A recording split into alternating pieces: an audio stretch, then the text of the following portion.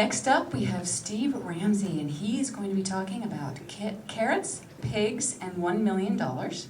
And he says he's going to give us a solution to prevent complete economic meltdown, which I'm really excited to hear, and that he's going to be giving away $1 million. So, Steve, I'm ready for my $1 million. $3 million.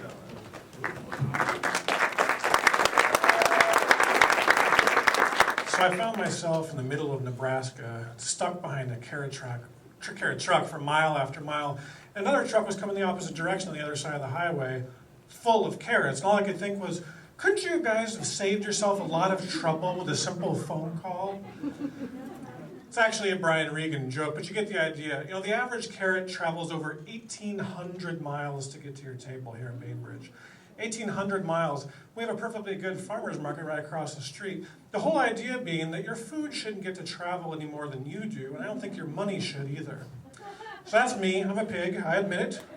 I'm a capitalist pig. I'm not a Republican, so it's okay. But, you know, capitalism used to mean good things about entrepreneur, job creator, innovator. And at the end of the day, that's what it's really all about. But I'm more of a conservative, concerned capitalist. You know, in this new economy, I really do think a lot about where our money is going. Every day, as we ship it off the island, ship it across the Sound, and ship it across the country, what that means to our communities. During the recession, all we heard about was Wall Street. Wall Street, Wall Street, Wall Street. But the reality is Main Street was suffering too. Let's face it, if you owned a business here on Winslow Way that went out of business, you probably weren't putting a lot of money back into Main Street, right? So who here is a fan or even works for Amazon or Costco? Who here is a fan? Raise your hand. Who here does your taxes or buys your plane tickets online? Innovation isn't bad. Capitalism isn't bad. It makes our lives easier every day. And we can't complain because we live in one of the most fantastic places on earth, right? I mean, put your hands up. If you love our parks here in town, if you're proud of our schools, if you're proud of our roads, that's right. Who here just figured out that I completely tricked you into admitting that you want to have it both ways? Who here figured that out? The reality is you can't have it both ways, and there's no we in economy, right? Without a healthy local economy, there's no chance at a healthy local community. So that's what it's all about. So here's the scoop. Over the years, as we continue to see the steady rise of the national chains, we see the explosive growth of e-commerce we've been talking about a little bit. There's less and less of the pie left for our local businesses here in town. What that actually means is, of course, that local businesses need our help. But it's not about them, it's about us, it's about the community. Because every dollar we spend with a local business goes further into local economic impacts through jobs and wages and business development, not to mention the cultural impact from local businesses, volunteering and philanthropy. So here's the trick.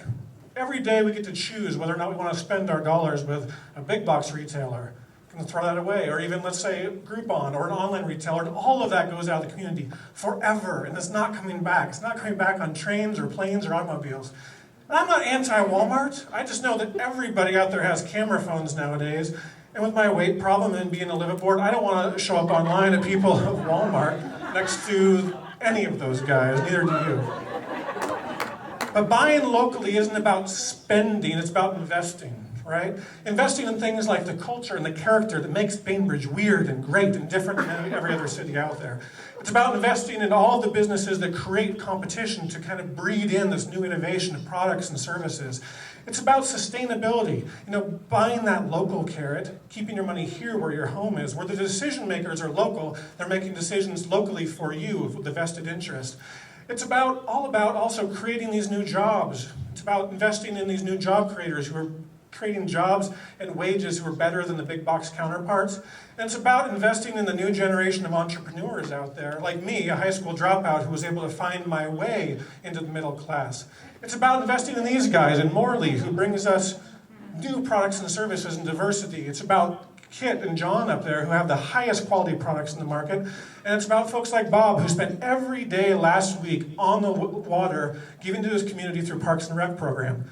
It's mostly about realizing that these guys are our neighbors, but they're also the guys who are leading us every day, serving the community, and they deserve our support. That's what it's all about.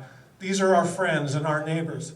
I'm not asking much. All I'm asking is give $20, shift $20 of your current spending back into the local economy. In a little island like Bainbridge, that's over $3 million a year on the last census. $3 million a year. It's pretty simple when you think about it. So I'm going to ask again, who actually wants to have an economy that can afford the best schools, the best parks, the best roads? It's not a big deal. Instead of just spending that money over to Chicago, how about investing it here, $3 million a year? That's pretty simple. All I ask is that you think about where that money is going, you choose between big box, maybe retail and local, and then you spend that money locally, but you invest it right here. Put your money where your home is. Thanks.